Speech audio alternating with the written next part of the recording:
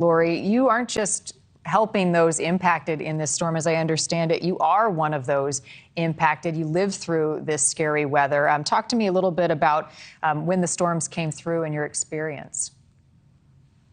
Well, first of all, I just want to say that our hearts go out to everybody who's going through this right now. Luckily, my home was okay, but my neighborhood was hit. My husband was at the house at the time it happened, and I'm checking my phone and I'm getting calls from all these people except for my husband or my kids. So I was panicked, but I am really grateful they're all okay.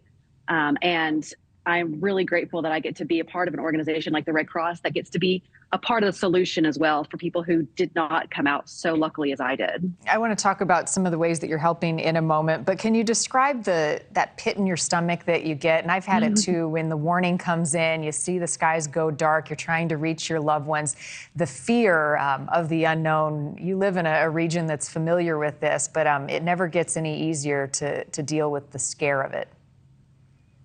Yes, I mean, the moment that I realized that the tornado was hitting Little Rock, Sherwood, North Little Rock, where I live, my neighborhood, I kind of lost it. I'll be perfectly honest. I started crying, started calling people, calling my husband, calling my kids, seeing where they were. Some of my kids were still at school, and so I think that was probably the safest place for them to be. But yeah, it was extremely emotional not being there with them and being able to help them. Not that I could have done anything if I'd been there, but that feeling of helplessness is hard. And I'm grateful that we can help in some way, but definitely that feeling in the pit of my stomach was sickening. It's very real. Where did your husband take shelter?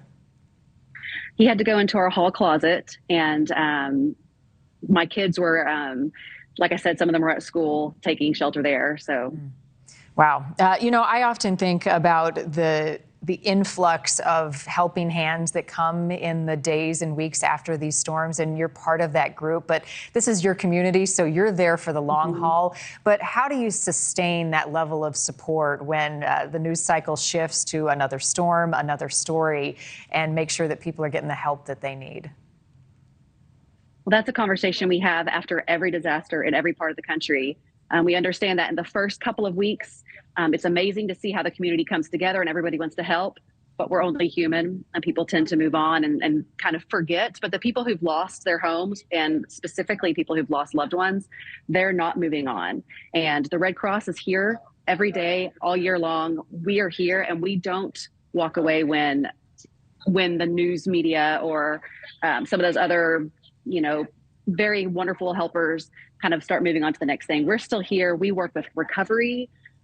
We help each one of those people who've been affected build a case or start a case and work through what those next steps look like.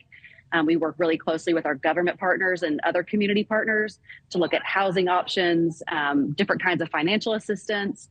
Right now, we're still very much in the middle of just getting people the immediate assistance, having a shelter to stay in or a place to sleep.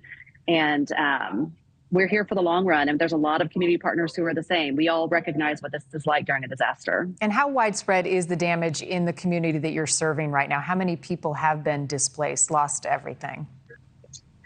I can't say for sure how many people, but I do know the estimates are around over 1,000 homes, at least major damage or having destroyed. We won't know those exact numbers at the moment. And in fact, our disaster assessment teams are on ground stop right now because of the severe thunderstorm that we're sitting in at the moment.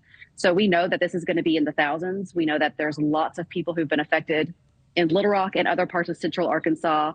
And then, of course, over in Wynne, Arkansas. And then we had storms last night, too, that we're now trying to assess that damage to see what's happened. A roof over their head, water and food are the essentials that people need. But what are some of the other things that in the immediacy are of greatest want and need?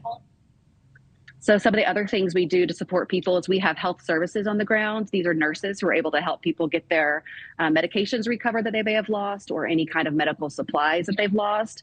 We have disaster mental health and spiritual care on the ground because we recognize that not only do people have the very practical and logistical steps to take, but they're experiencing something traumatic and they need someone to talk to. So we offer those services also for free.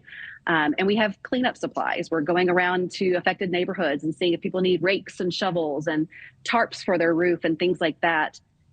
These are all parts of that immediate relief. And then, as I said, we have caseworkers who are going to work with those families individually for those individual needs. And then there's the threat of more severe weather. We've been talking about it all morning. You guys prepared for that? We are. And like I said, we've got teams here, but we've stopped everyone from traveling until the storms have passed. And we've got the support of the entire American Red Cross. So we've got people from all over the country who are ready to come to Arkansas and help us get through this. All right. Well, hang in there. Thanks for all the work that you do. Many hands make light work, and God bless you and your teams as you're out there offering so much necessary support. Lori Arnold-Ellis with the Red Cross. Thank you. Thank you for watching. Go to newsnationnow.com to find NewsNation on your television provider. And don't forget to click the red subscribe button below to get more of NewsNation's fact-driven, unbiased coverage.